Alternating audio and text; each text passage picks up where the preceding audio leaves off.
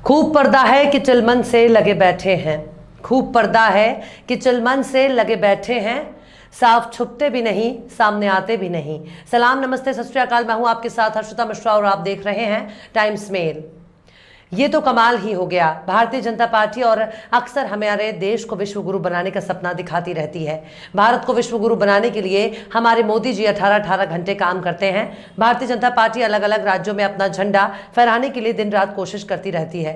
हाँ, ये बात अलग है कि बीजेपी किसी भी विधायक की खरीद फरोख्त में बिल्कुल भी शामिल नहीं होती, लेकिन भारत अभी भी विश्व गुरु की कतार में दूर दूर तक कहीं नजर नहीं आ रहा। स्कूलों में टीचर नहीं, अस्पताल में डॉक्टर नहीं, मरीजों को बेड नहीं, स्कूल में छत नहीं, लेकिन इसके बावजूद भी हम विश्व गुरु बनकर रहेंगे। भले ही हमारे बच्चे नदी नाले और गड्ढों को पार करके स्कूल पहुंचते रहें, लेकिन हम आज नहीं तो पूरी दुनिया का यही हाल कर देंगे और विश्व गुरु तो बन ही जाएंगे। और हमारे मोदी जी जब जब लपक कर इस तरह की फोटो खिंचवा लेते हैं, तब तब हमारे देश के अंधभक्त चिल्लाने लगते हैं कि देखो देखो, हमारा शेर आज विश्व गुरु बन गया। लेकिन अब तक किसी को पता ही नहीं था कि लपक कर फोटो खिंचवा लेने से, विदेशी नेताओं से हाथ मिला लेने से, उनके गले लग जाने से ही हम विश्व गुरु बन जाएंगे। लेकिन भले ही अंधभक्त भारत को विश्व गुरु घोषित कर रहे हैं, लेकिन भारत तो उसी वक्त विश्व गुरु बन गया था जब हमारे मोदी जी ने अमेरिका वाले राष्ट्रपति से तू तड़ाक में बात करना शुरू किया था। विश्व गुरु बनने में थोड़ी बहुत जो कमी थी वो ट्रंप से गले मिलकर पूरी हो गई और विश्व गुरु को जितनी इज्जत मिलनी चाहिए थी उतनी इज्जत पाने के लिए हमारे मोदी बाबू ने जब अमेरिका में अब की बार ट्रंप की सरकार का नारा दिया, तभी पूरी दुनिया ने भारत को विश्व गुरु मान लिया। हाँ, ये बात अलग है कि गरीबी में भी भारत ने मोदी जी के राज में नाइजीरिया को पछाड़ कर दिया और अब भारत गरीबी में नंबर 1 है। ये बात अलग है कि भारत बेरोजगारी के सबसे बुरे दौर से गुजर रहा है। ये बात भी अलग है कि मोदी जी के राज में बिना इलाज लाखों लोग तड़प तड़प कर मर गए। ये बात भी अलग है कि मोदी जी के राज में सांप्रदायिकता अपने चरम पर है। ये बात भी अलग है कि मोदी जी के राज में चम्मच, कटोरी और ग्लास की कीमत का अंदाजा लग गया, क्योंकि मोदी जी के राज में अंधविश्वास सिर चढ़कर बोल रहा है। इसका क्रेडिट भी हमारे मोदी बाबू को मिलना चाहिए, क्योंकि जब कोरोना शुरू हुआ था तब मोदी जी ने पूरे देश से ताली, थाली, कटोरी, चम्मच, पतीला, ग्लास, ढक्कन, सटी और घंटी बजवा दिया, जिसके बाद कोरोना तो नहीं भागा, लेकिन हमारे देश का घंटा जरूर बज गया। अब खबर मिली है कि अंधविश्वास के 4 कदम और आगे बढ़कर महंत जी के राज में कदम रख लिया है। इसके बाद तो अंधविश्वास में दिन दुनिया और रात चौगनी तरक्की करनी शुरू कर दी है। महाराज जी के सूबे में इस वक्त विकास की नई नई गाथा लिखी जा रही है। भले ही उसकी हकीकत कुछ भी हो, लेकिन उन्नाव से जो खबर निकलकर सामने आई है उसने पूरी दुनिया को हम पर हंसने के लिए मजबूर कर दिया है। उन्नाव के बाप बेटे ने ऐसा खेल खेला है जिसके आगे बड़े से बड़ा धंधा भी फेल हो गया। बाप बेटे ने ऑनलाइन शॉपिंग से देवी देवताओं की मूर्तियां मंगवाई और फिर उन्हें अपने खेत में गाड़ दिया। बाद में लोग इकट्ठा करके अपने खेत की खुदाई शुरू की तो अपनी ही गाड़ी मूर्तियां दिखाकर कहने लगा कि 500 साल पुरानी प्रभु की मूर्ति प्रकट हो गई। इसके बाद ऑनलाइन पैकेट में आए प्रभु की लीला को देखकर पूरा इलाका टूट पड़ा। खेत में ही भक्तों की कतारें लग गई। अंधभक्त का यह आलम रहा कि दूध, दही, फल, सब्जी सब प्रभु के चरणों में अर्पित होने लगे। बाप बेटे भी बिल्कुल कमा कर लाल हो गए, क्योंकि यहाँ सब कुछ के अलावा 35,000 नगद चढ़ावा भी मिल गया। वाकई ऑनलाइन से पैकेट से सीधे खेत में प्रकट होने वाले प्रभु की लीला अपरंपार है। महज 2 दिन में ही 35 का चढ़ावा मिल गया। वाकई अंधविश्वास के धंधे में अकूत पैसा है, जिसका इनकम टैक्स देने की भी कोई जरूरत नहीं, क्योंकि सरकार के पास इसका बही खाता मौजूद नहीं। ये तो कुछ भी नहीं है। आज से कई साल पहले 90 के दशक में अमेरिका में भी ऐसा ही चमत्कार देखने को मिला था, जब अमेरिका के ही एक पार्क में लगाए गए ट्रैफिक बैरियर को लोगों ने शिवलिंग घोषित कर दिया। इसके बाद उस ट्रैफिक बैरियर पर दूध, दही, छाछ, मठा, शहद चढ़ाए जाने का सिलसिला शुरू हो गया। उस ट्रैफिक बैरियर पर चंदन, तिलक, भभूत लगाकर उसकी आरती भी होने लगी। रोजाना वहां भक्तों की भीड़ भी उमड़ने लगी। बहुत से लोगों की मनोकामना भी पूरी होने लगी। हालत ये हो गई कि दूर दराज से लोग उस पिलर को शिवलिंग समझकर दर्शन करने के लिए आने लगे और नारा भी लगाने लगे कि मंदिर यहीं बनाएंगे। लेकिन जैसे इस घटना की खबर प्रशासन के कान तक पहुंची, प्रशासन ने फौरन ही अपने ट्रैफिक बैरियर को क्रेन के जरिए वहां से हटवा दिया। मतलब अंधविश्वास से ग्रसित लोग न जाने कहां कहां अपनी बदनामी कराने के लिए पहुंच जाते हैं। लेकिन ये तो कुछ भी नहीं। एक जगह तो बकायदा गौशाला में गोबर हटाने के दौरान ही शिवलिंग प्रकट हो गया। वहां भी भक्तों की भीड़ उमड़ पड़ी। आरती, चंदन, भभूत, तिलक, फूल माला, अगरबत्ती और शहद का चढ़ावा शुरू हो गया। वहां पैसों की बारिश होने लगी। बाद में कुछ लोगों ने जब उसकी साफ सफाई की तो पता चला कि वो शिवलिंग नहीं बल्कि LED बल्ब था। हाय रे अंधविश्वास और हाय रे लोगों की बुद्धि।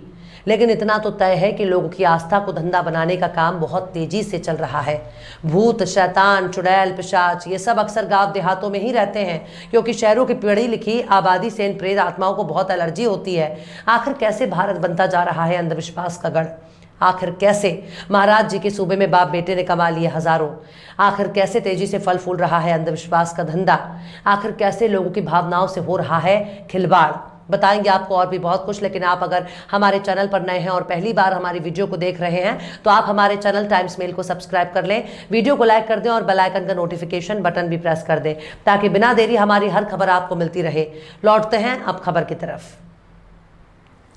यूपी के उन्नाव में मां बेटे ने देवी देवताओं की मूर्तियां ऑनलाइन खरीद ली। इसके बाद इन मूर्तियों को अपने ही खेत में दबा दिया। बाद में कुछ लोगों के सामने ही खेत की खुदाई करने लगे, जिसके बाद पहले से तय प्लान के मुताबिक मूर्तियां प्रकट हो गई और लोगों को बताया कि ये 500 साल पुरानी हैं। देखते ही देखते गांव और आसपास के लोग खेत पर पहुंचने लगे। यहां सैकड़ों भक्तों की कतारें लगने लगी। लोग भागे भागे दर्शन के लिए आने लगे। पूजा का सिलसिला शुरू हो गया। फल फूल के साथ ही चढ़ावा चढ़ाया जाने लगा। 2 दिन में यहाँ 35,000 का चढ़ावा चढ़ गया। दरअसल ये घटना महमूदपुर गांव की है, लेकिन जब इसकी पोल खुली तब पुलिस ने आरोपी और उसके दोनों बेटों को गिरफ्तार कर लिया है। पुलिस के मुताबिक 2 दिनों में मूर्तियों पर फल फूल के अलावा करीब 35,000 का चढ़ावा चढ़ा था। पिता और दोनों बेटों ने भी कबूल कर लिया है कि पैसों के लिए ही उन्होंने पूरा स्वांग रचा था। अच्छे लोग भी बड़े कमाल के थे। लाल कपड़े पर रखी मूर्तियों पर चढ़ावा चढ़ा देते थे और बड़े शौक से प्रसाद लेकर लौट जाते थे। खेत से पीली धातु की हिंदू देवी देवताओं की मूर्तियां निकलने की खबर जब प्रशासन तक पहुंची, एसडीएम और थाना प्रभारी भी मौके पर पहुंच गए। उन्होंने पुरातत्व विभाग के अफसरों को सूचना देकर मूर्तियों को आरोपी अशोक के घर पर रखवा दिया। पुलिस और प्रशासन की टीमों के जाने के बाद अशोक के बेटे रवि विजय गौतम ने मूर्तियों को उठाकर वापस खेत में रख दिया। पिता और दोनों बेटे झोले में प्रसाद लेकर बैठ गए। लोग चढ़ावा चढ़ाने पहुंचने लगे तो रवि ने सभी को प्रसाद बांटा। पुलिस ने भी वहां भीड़ देखकर कुछ पुलिसकर्मी वहां तैनात कर दिए। इस घटना की तस्वीरें ऑनलाइन प्लेटफॉर्म मीशो के डिलीवरी मैन गोरेलाल ने देखी। वो तस्वीरों को पहचान गया। उसने इस इलाके के थाना प्रभारी को बताया कि मूर्तियां ऑनलाइन ऑर्डर की गई हैं। गोरेलाल ने पुलिस से कहा, मैंने इन मूर्तियों को अशोक के यहाँ पहुंचाया था। उनके बेटे रवि गौतम ने मीशो ऐप से 169 रुपए में मूर्तियों का सेट ऑनलाइन ऑर्डर कर मंगवाया था। डिलीवरी मैन ने कहा कि मैंने ही 29 अगस्त को इसके घर ये सेट डिलीवर किया था, जिसकी बुकिंग रसीदें भी दिखाई। जिसके बाद पुलिस ने आरोपी बाप बेटों को गिरफ्तार कर लिया है और शांति भंग में चालान भी कर दिया है। तो इस तरह से इसी साल मार्च में खबर आई कि महाराष्ट्र के कुछ इलाकों में मूर्तियों में दूध पीना शुरू कर दिया, जिसके बाद मूर्तियों में दूध पिलाने के लिए कतार लग गई। लेकिन बाद में अखिल भारतीय अंधश्रद्धा निर्मूलन समिति चंद्रपुर के अनिल दहेगावकर ने कहा कि ये एक वैज्ञानिक प्रक्रिया है जिसे सरफेस टेंशन कहते हैं, जिसकी वजह से किसी मिट्टी की मूर्ति या पत्थर की मूर्ति को कोई लिक्विड पानी या दूध से संपर्क होता है तो उसे कुछ हद तक मूर्ति पानी सोख लेती है। इसी वजह से हमें आभास होता है कि मूर्ति पानी पी रही है, लेकिन कुछ समय बाद पानी नीचे बहने लगता है। लेकिन मन में बसी श्रद्धा की वजह से लोग उसे देख नहीं पाते और इसे एक चमत्कार मान लेते हैं। बहरहाल इस तरह के चमत्कार अगर आप देखें तो ज़रूर सावधान हो जाएं, क्योंकि पैसा कमाने का खेल बहुत ही धड़ल्ले से चल रहा है और हमारा जो मजाक बन रहा है सो अलग। बहरहाल चलते चलते आखिर में दाग देहलवी ने भी क्या खूब फरमाया है।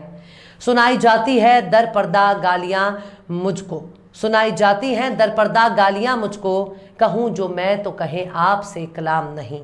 फिलहाल इस वीडियो में बस इतना ही। ये वीडियो आपको कैसा लगा कमेंट बॉक्स में जरूर बताइएगा। वीडियो पसंद आए तो लाइक करें। हमारे वीडियो लिंक को फेसबुक, ट्विटर, व्हाट्सएप पर अपने रिश्तेदार, यार, दोस्तों को भी शेयर करें और बेबाक, निष्पक्ष, स्वतंत्र पत्रकारिता को सपोर्ट करने के लिए आप हमारे यूट्यूब चैनल टाइम्स मेल को जरूर सब्सक्राइब करें। और हाँ, बेल आइकन की घंटी वाली बटन भी आप जरूर से दबा दें ताकि आपको हमारे आने वाले नए वीडियो की नोटिफिकेशन फौरन ही मिल जाए। फिर मिलते हैं किसी और वीडियो में एक नई खबर के साथ। हर्षिता मिश्रा को दीजिए इजाजत। जय हिंद।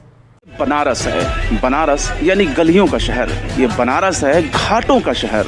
ये बनारस है फूल, माला, अगरबत्ती और आस्था का शहर। और मंदिर ऐसे ऐसे तोड़े हैं, वहाँ लोग खड़ा होकर पेशाब कर रहे हैं। रामराज सरकार, रामनाथ सरकार है तो रामनाथ सरकार का काम दिक्कत ये है। आप यहाँ सबकी कहानी एक जैसी है। पूरे महीने में 2-4 हजार रुपया भी बिक जाए तो बहुत बड़ी बात है। लेकिन सवाल है कि आखिर जो दुकान उजड़ गए उसका विकल्प उनको क्या दिया गया। हम लोग का दिल जानता है मंदिर बना बहुत अच्छी चीज है। आज बनारस को एक दुर्लभ चीज मिल गई। एक तरफ महंगाई से जनता त्रस्त है, वहीं दूसरी तरफ पेट की आग भी एक बड़ी समस्या है। लेकिन मंदिर से हम अपने घर का पालन पोषण कैसे करेंगे? यहाँ पर नवीनीकरण के नाम पर बहुत सी मूर्तियों को तोड़ दिया गया। तोड़े, वो तो मुगल तोड़े थे, अंग्रेज तोड़े थे, ये लोग क्यों नहीं, हमारे राज्य में हमारे मोदी सरकार में टूटा है, पूरे मैंने काशी उजाड़ दी।